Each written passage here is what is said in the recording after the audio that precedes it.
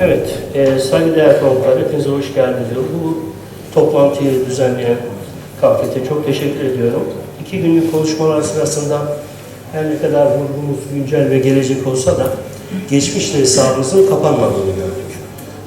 Dolayısıyla bu tür toplantılar devam etmesi biraz daha konuşmamız gerektiğini düşünüyorum. Davet geldiğinde geleceğe dönük bir vurgu olması açısından Çerkezler uluslararası bir baskı grubu olabilir mi? İyi bir lobi grubu olabilir mi? Sorusunun yanıtını aramıştım. Şu anki mevcut durumun tespiti ve biraz da ileriye dönük olarak çıkarımlarla bulunmaya çalışacağım. Bu soruyu konu belli olduğu andan itibaren kafamda sürekli düşündüm. Olabilir mi, olabilir mi? Cevabım buraya gelince aldım. En azından şu an öyle değiliz. Ondan eminim. Eğer biz uluslararası bir baskı grubu olmuş olsaydık bu toplantı böyle olmazdı. Nasıl olurdu? Diaspora dediğimiz kavramdan sürekli bahsediyoruz. Diasporayı oluşturan bütün unsurların temsilcileri bu masada oturuyor olurdu. Dolayısıyla biz şu anda sadece Türkiye diasporası olarak ve kısmen de anavatandan katılan temsilcilere beraber bir konuyu tartışıyoruz. Demek ki daha yol almamız gereken biraz daha yol var. Daha fazla mesai sarf etmemiz gereken konular var. Dışarıdaki masalarda değişik ülkelerden gelmiş temsilcilerin ihtimal ki masaları olurdu. Onlarla birebir iletişim halinde olurdu. Dolayısıyla ben sunumun sonundaki yanıtı başta verdim. Bu olamayacağı anlamına gelmiyor. Bu kısa vadede olmadığımız ya da olamayacağını gösteriyor. Uzun vadede bu mümkün müdür? Tabii ki mümkündür. Şimdi bu girişten sonra diaspora kavramıyla başlamak zorundayım. Çok fazla vurgulandı diaspora kavramı ama benim ele almak istediğim ne diasporayı tanımlamak, ne özelliklerini ortaya koymak. Genel olarak baktığınız zaman işte zorunlu göçlerden kaynaklanan diasporalar olabilir, kültürel, dinsel, ekonomik nedenlerle oluşmuş olabilir. Burada ele almak istediğim Çerkez diasporası olarak adlandırdığımız diasporanın genel olarak teoride yer alan diasporalardan farklılıkları var. Diasporalar oluştuktan sonra isterse bizim yaşadığımız örnekteki gibi zorunlu olsun, ikinci göçlerle bir yere gidiyor. O gittiği yer zenginlik, refah. Yani bütün diasporaların temel özelliği daha zengin ülkelere gitmek, refah düzeyini, ekonomik düzeyini, sosyal durumunu, politik durumunu iyileştirecek alanlar ve coğrafi alanlar bulmak. Bizde böyle değil.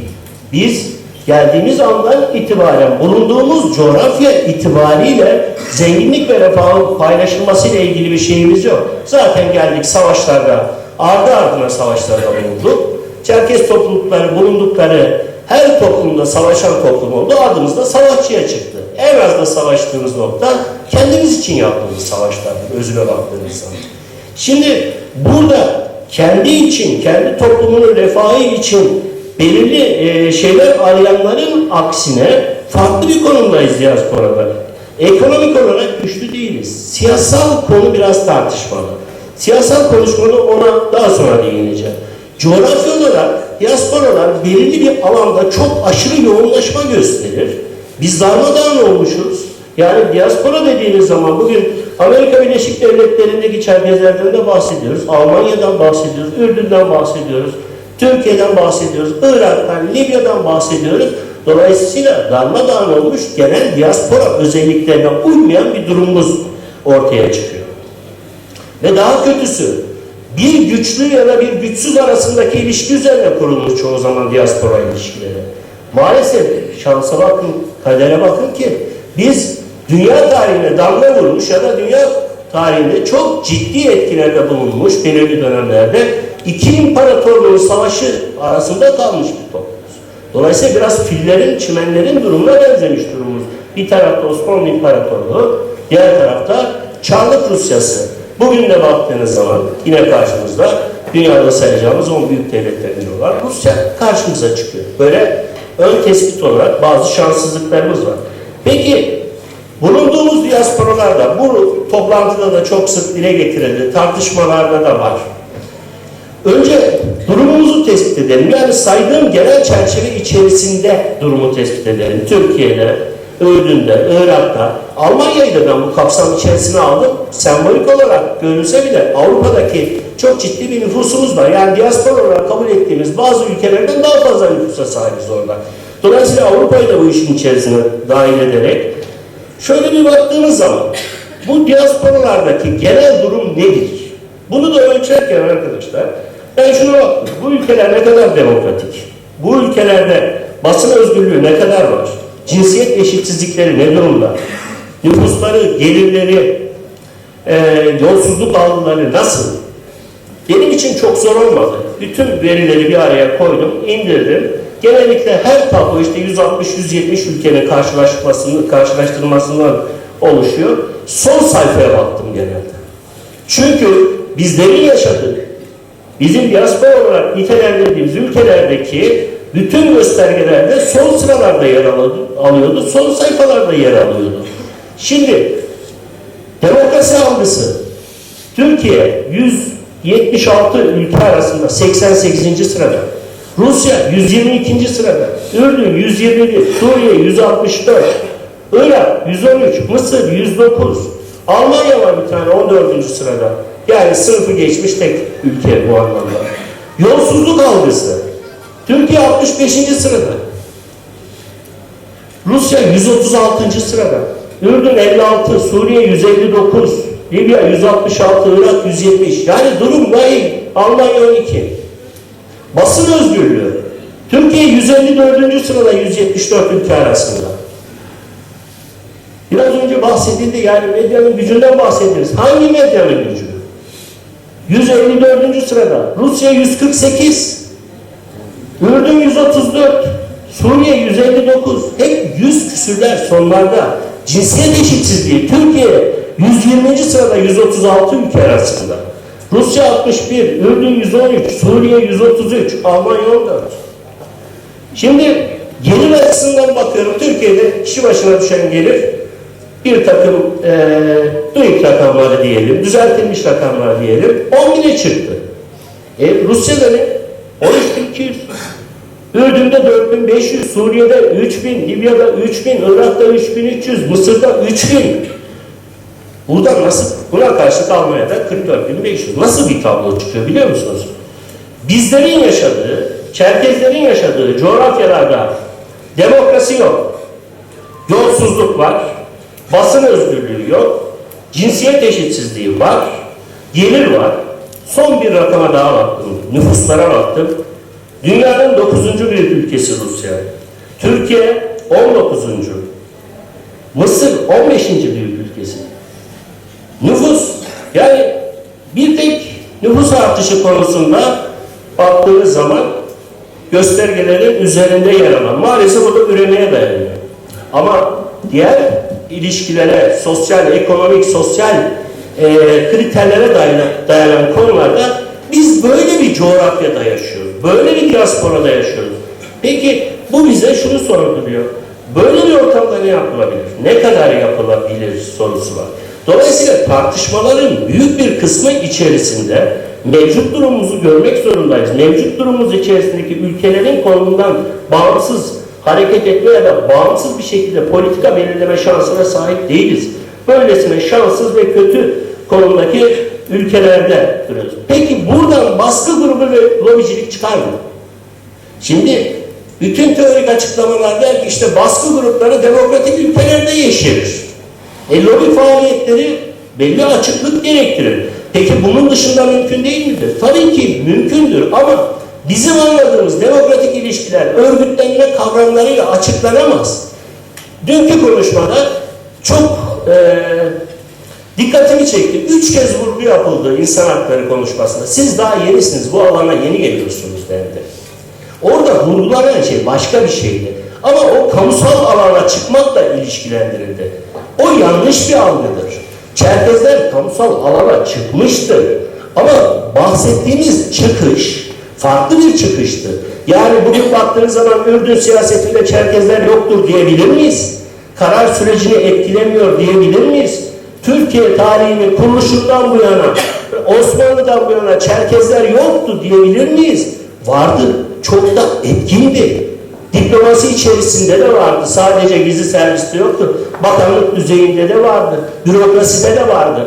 Demek ki orada varlığı var bir baskı grubu olarak ya da kamusal alan içerisinde fazlasıyla temsil olmuş. Fakat bu temsil bulma bugünün dünyasında evrensel ilkeler çerçevesinde bulunmuş bir temsil şekli değildir. Tamamıyla siyasal ilişkiler odaklıdır. Değişiyor dünya. O zaman bu değişimde biz yeni konumumuzu nasıl belirleyeceğiz? O zaman yeni konumumuzu belirliyorsak biraz önceki göstergelerin hayata geçmesi lazım. Yani o da pozisyon değişikliğini gerektiriyor. Dolayısıyla bu pozisyon değişikliğinin sıkıntısını yaşıyoruz. Tartışmaların bazılarında bunu gözlemliyorum. Ve biz bu yeni dönüşümde hak temelli ve evrensel değerlere dayanan yeni politikalar belirlemek durumundayız. Zaten burada da çok sayıda konuşmacı arkadaş bu vurguyu yaptı. Şimdi bu koşullar altında baskı grubu ve lobicilik. Karşımıza güdümlü demokrasiler ve antidemokratik ülkelerde bulunan bizler çıkıyoruz. Bu koşullar altında hemen şunu söyleyelim. İyi bir diaspora nasıl olmalı? Diasporanın güçlü ve etkin olduğunu nasıl anlarız? Önce oradan başlayayım. 5 tane kriter belirlemiş. Bunu ben belirlemedim. Yani bunu bilim adamları tartışmış, 5'e indirgemiş. Birincisi, ekonomik faaliyetlerde etkinlik. Ekonomik faaliyetlerde birbirinden kopuk olarak etkinlikten bahsetmiyorum. Yani aramızda çok değerli, birbirinden başarılı iş adamları olabilir. Ancak bunu ortak amaç çerçevesi içerisinde bir ağ sistemine, network dediğimiz o şebekeye çeviremezseniz anlam ifade etmemeye başlıyor. 2. Yasama, yürütme, yargı erklerinde temsil. Bu temsil demokratik sistem içerisinde daha fazla etkin olmayı gerektiriyor. Medya araçları üzerinde etki. Hep bu söyleniyor. Medya araçları üzerindeki etkiyi gelin bir adım daha öte götürelim. Götüremezsek olmaz.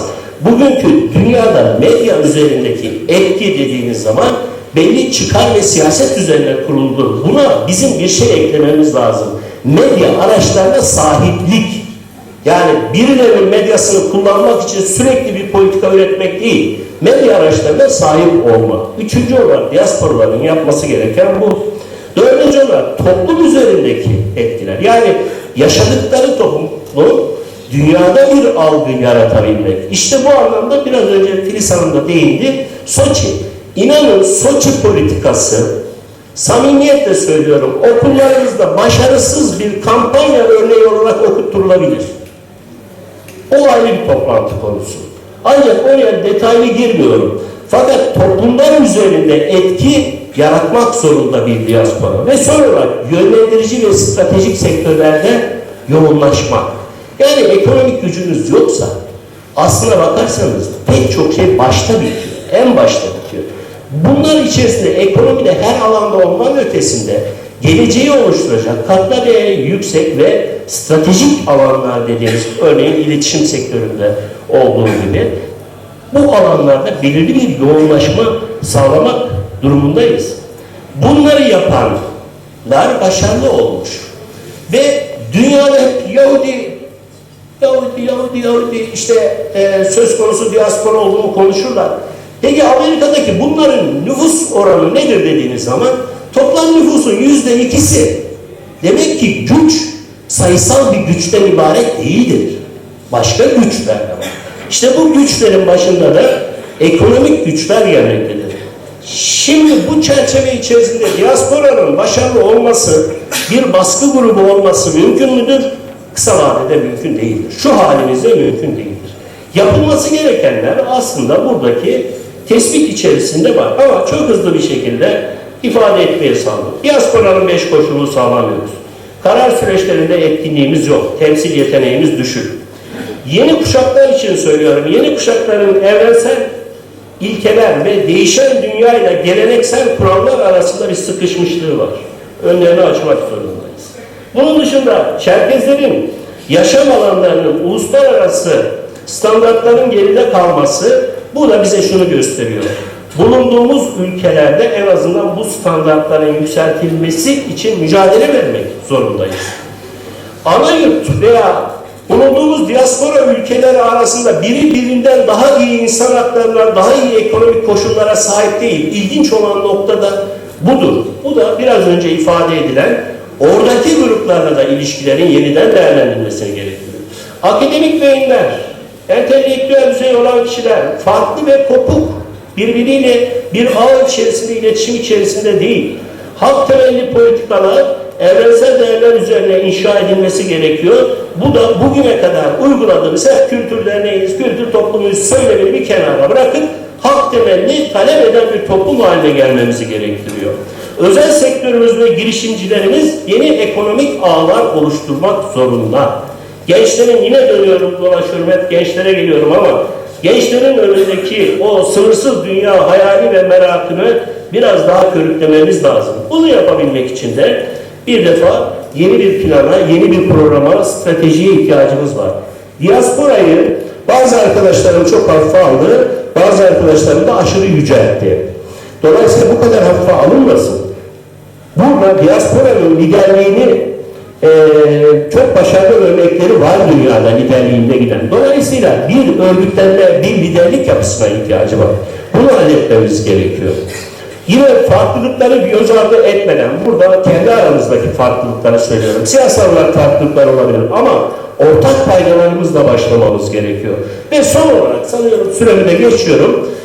Orta Doğu, burada yaşayan insanlarımızın önemli bir bölümü Orta Doğu'da. Şunu unutmayınız, isteseniz de istemeseniz de, sevinseniz de sevinmeseniz de bir tarih gerçeği karşımızda duruyor. Orta Doğu değişecek. Ve Orta Doğu değişirken bundan en çok etkilenen gruplardan biri biz olacağız. Dolayısıyla bugün Ürdün işler iyi gidiyor ama yarının garantisi yok. Türkiye'nin yarının garantisi yok. Bu bölgedeki her değişimin mağduru olabiliriz. O nedenle bizim geleceğe dönük politikalarımızda bunu mutlaka hesaba katmamız gerekiyor. Sadece gelecek tehditlerden oluşmuyor. Yani buraya kadar söylediğim şeyler içerisinde dışsal pek çok tehdit var. Önümüzde fırsatlar da var. İşte bu tehditleri, fırsatları doğru bir şekilde analiz ederek bunu politikaya dönüştürmenin zamanı, yani gerçek anlamda geleceği konuşmanın zamanının geldiğini düşünüyorum. Teşekkür ediyorum. Zamanı açtığım için de kusuruma bakmayın.